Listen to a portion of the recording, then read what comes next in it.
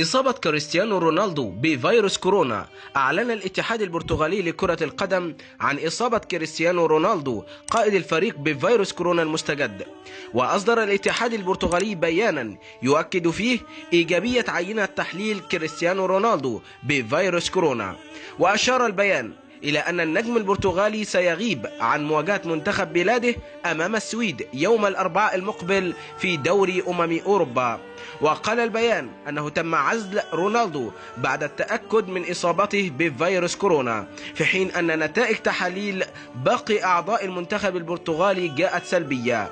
ومن المرجح أن يغيب رونالدو عن عدد من مباريات فريقه يوفنتوس خلال الفترة القادمة حتى يتم شفائه.